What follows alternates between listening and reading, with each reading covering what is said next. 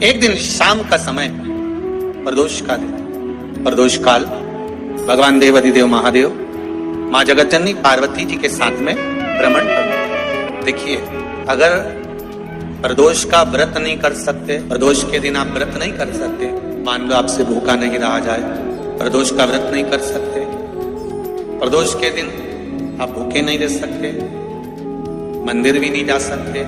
दिया भी नहीं लगा सकते, तो शिव महापुराण की कथा कहती है कि प्रदोष के दिन, प्रदोष काल में अपने ही दरवाजे के पास देवाधिदेव महादेव का स्मरण कर लक्ष्मी की वृद्धि के, कार्य सिद्धि के, संपदा को प्राप्त करने के लिए आप अपने ही दरवाजे के पास में एक दीप लगा सकते हैं। कौन से दिन? प्रदोष। उससे 1000 गुना शिवलिंग में बल की प्राप्ति होती है।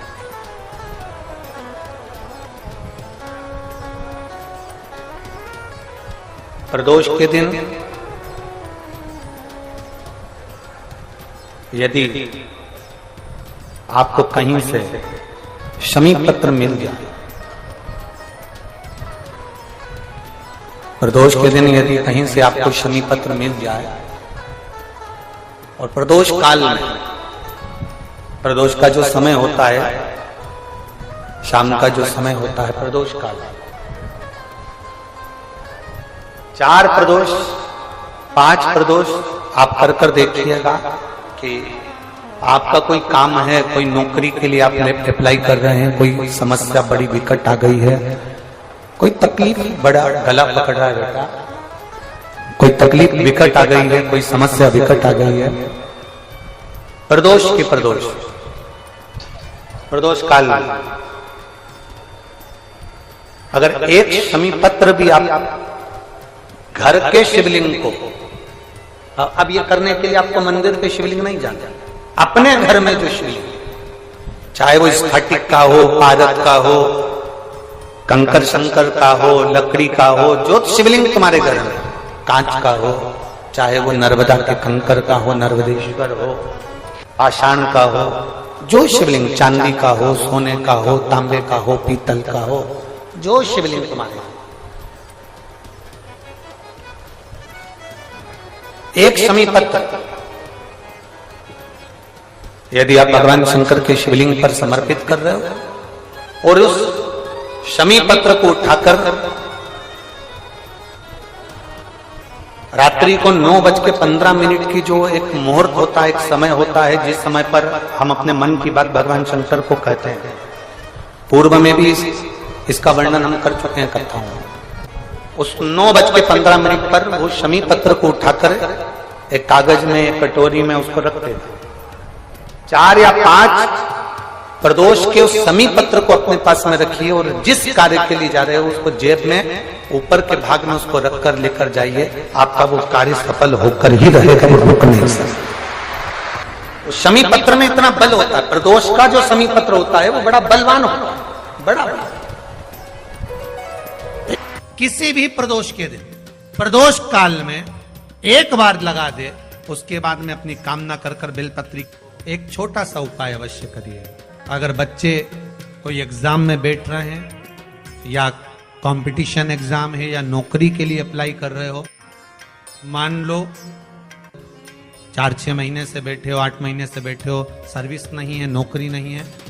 तो एक छोटा सा उपाय अवश्य करिए शिव महापुराण का। महाराज, बेलपत्री के पेड़ के नीचे विराजमान होकर, बेलपत्री के पेड़ के नीचे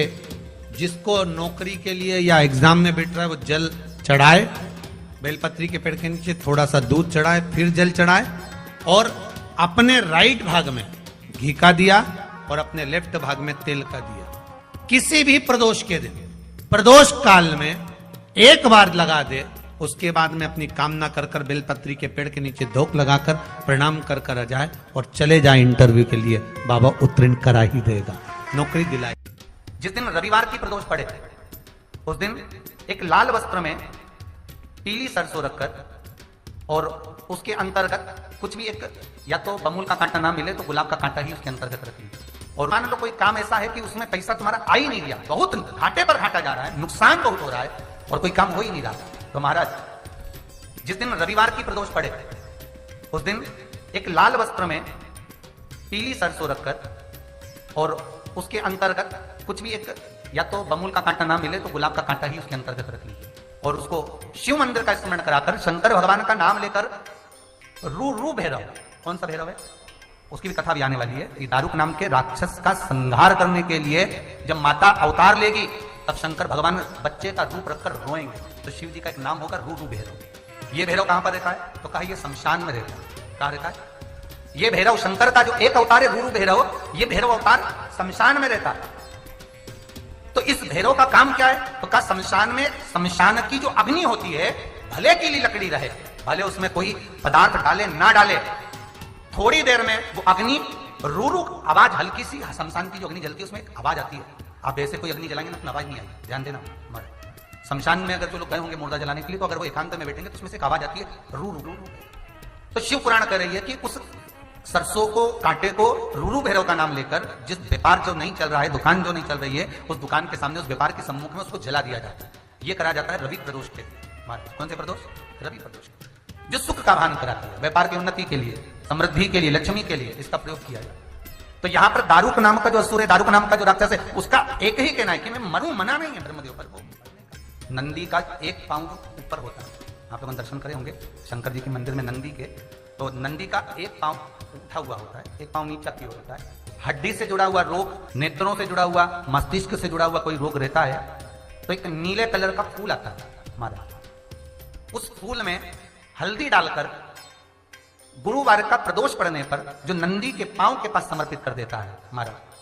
उसका रोग धीरे धीरे समाप्त होने लगता है। लिंग पुराण कहती है कि नंदीश्वर भगवान के सामने जो पुष्प समर्पित करा जाता है उसको, ये तो लिखा था स्कंद पुराण और शिव पुराण, लिंग पुराण कहती है जो फूल आपने समर्पित करा उसको लाकर पानी की बाल्टी में डालकर आप स्नान भी कर सकते हो, उससे भी हड्डी के जितने रोग होते हैं उसमें आराम लगने लगता है। जैसे कहीं शरीर नहीं चल रहा, हाथ झुंड पड़ रहा है, हाथ काम नहीं कर रहा, हाथ में झुंझुनी आ रही है, कंपन आ रहा है, जैसे मान लो कोई, चाहे वो शनिचरी प्रदोष हो, चाहे रविवार की हो, सोमवार की हो, मंगल की हो, बुधवार की हो,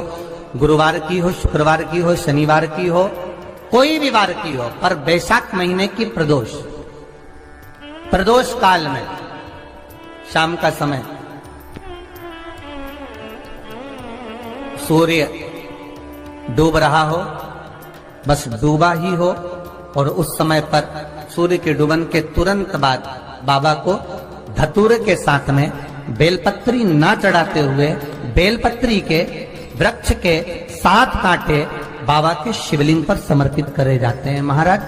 अपनी जिंदगी में अड़चनों को हटाने के लिए। फिर आप जिस व्यापार में उतरे, जिस व्यवसाय में उतरे, जिस नौकरी में उतरे, आप दिल से करें, आपको तरक्की मिलेगी। आप हार नहीं सकते, नीचे नहीं आ सकते, उन्नति पर ही चढ़ेंगे। प्रदोष